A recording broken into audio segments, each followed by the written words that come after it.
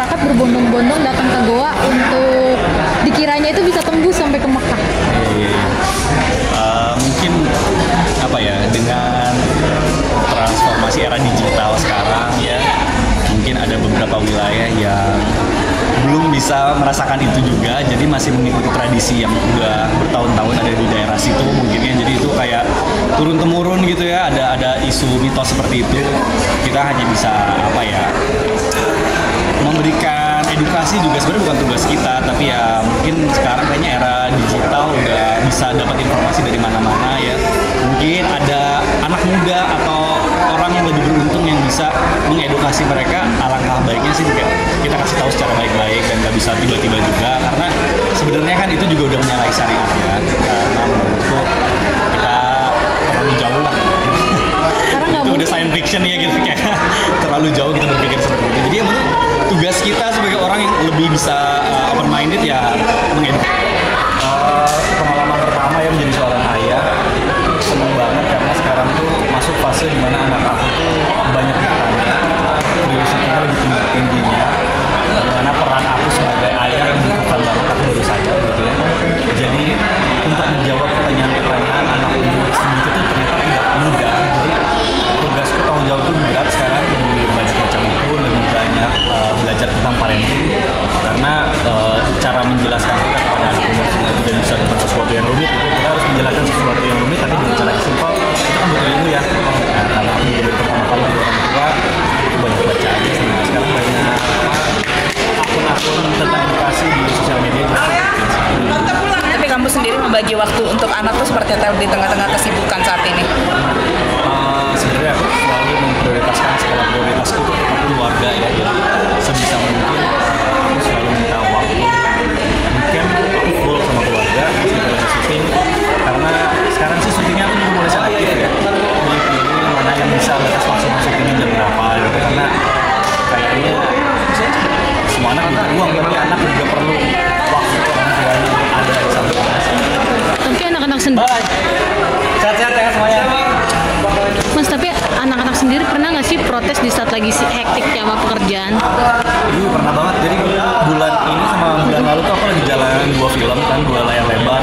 Itu takes time banget, butuh waktu yang emang habisin tenaga, waktu. Kadang aku juga kalau udah ke rumah pada saat syuting film itu kan masuk karakter. Aku kadang lupa juga bahwa oh ini karakter nih, oh ini Mikdad nih. Kadang pas pulang tuh aku untuk karakter gitu, kayak jarang ngomong atau jadi orang yang pendiam, introvert. Nah, aku suka diingetin sama istri bahwa oh ini bukan di lokasi, ini di rumah. Jadi aku balik lagi kayak oh ya sorry. Kadang riset itunya sih, karena anak juga bingung. Kok papaku tiba-tiba bingung? Anakku mungkin belum ngerti pekerjaan papanya adalah seorang anak. Jadi kadang harus ada pintu masuk sama pintu keluarnya sih, gitu aja. Tapi anak-anak lebih dekat sama bundanya atau papanya sendiri? Bicara soal anak-anak kedekatan. Kalau secara emosi sama aja sih, karena kan yang lebih sering ngasuh mungkin anak-anak itu sama ibu. Tapi aku berusaha sebisa mungkin aku usaha lah itu supaya anak bisa dekat sama aku. Akhirnya mereka tuh setiap ada pertanyaan ngajak ngobrol tentang afterlife, tentang science. Aku selalu mengajarkan mereka dengan cara langsung kepada tempatnya gitu. Misalnya ke camping, aku lebih suka camping. Anak-anak aku ajarin alam, kemandirian di sana. Tapi pola pengasuhan kalian berdua sama istri, kamu sama istri itu seperti apa sih sebenarnya pola pengasuhannya? Membebaskan, karena kan anak-anak zaman sekarang tuh kan banyak yang udah menggunakan gadget, itu dibebasin juga. Tapi dari kalian sendiri seperti apa? Kita tipikal apa ya, orang tua yang situasional sih sebenarnya. Jadi dibilang melarang gadget full tuh nggak bisa, karena pada saatnya nanti dia akan harus bisa adaptasi dengan gadget kan. Jadi kita kasih waktu mereka, tetap aturannya full ada di kita. Kita kasih timer kalau misalnya mereka main gadget maksimal 15 menit dalam sehari, dan kalau misalnya dia lagi weekend pun kita tambahin senjatanya, tapi itu tuh ada konsekuensinya. Misalnya setelah makan banyak, minum vitamin, dan kita kasih kayak rewards gitu loh. Nah ini kan mau masuk bulan Ramadan ya. Anak yang gede kan mungkin sudah mau udah 5 tahun, artinya sudah mengajarkan juga untuk berpuasa gitu. Itu seperti apa nanti akan sebenarnya mereka udah kita ajarin itu mulai di edukasi sounding gitu ya, dari umur 3 tahun tuh mereka ngikutin kita. Kalau misalnya kita lagi Senin Kamis itu mereka lihat kok papa baru makan itu, mereka misalnya kita suruh makan, oh ya papa sama mama lagi puasa, apa sih puasa itu? Itu nahan makan sama minum, kita nggak boleh marah-marah kayak gitu-gitu aja. Mereka belum ikutan tapi mereka minimal tahu gitu. Mereka kita ajarin konsep beragamanya yang menyenangkan aja sih. Kita nggak takut-takutin mereka dengan neraka, gimana ini enggak. Kita maunya mereka percaya bahwa Tuhan itu baik, apapun yang kita lakukan itu akan ada efeknya gitu.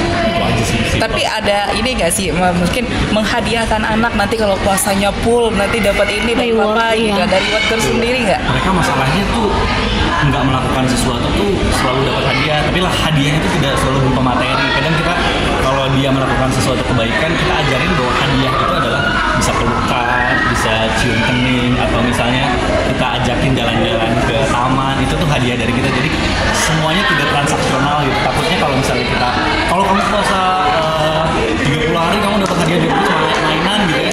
Takutnya tuh mereka punya apa ya, struktur berpikirnya bahwa oh aku tuh melakukan puasa untuk dapat hadiah dari kita. Jadi bukan hubungan antara dia dan Tuhan. Itu yang pengen kita ajarin sih. Tapi kamu akan mengajak anak kamu seperti apa nih untuk puasa ini tahun ini? Puasa aku pengen banget sahur bareng. Pertama aku bangun mereka untuk sahur. Terawih sebisa mungkin aku pengen banget ngajakin mereka terawih. Karena itu memori masa kecil tuh aku inget banget sih waktu aku terawih main-main sama teman-teman. Jadi aku pengen mereka tuh senang gitu dengan kegiatan-kegiatan di bulan Ramadan. Itu sih. Artinya kamu juga akan memaksimalkan waktu untuk keluarga pada bulan Ramadan ini. Betul, pastinya. Karena untungnya kan aku syuting lorong waktu untuk tayang nanti di bulan Ramadan sudah selesai. Jadi aku tinggal fokus aja buat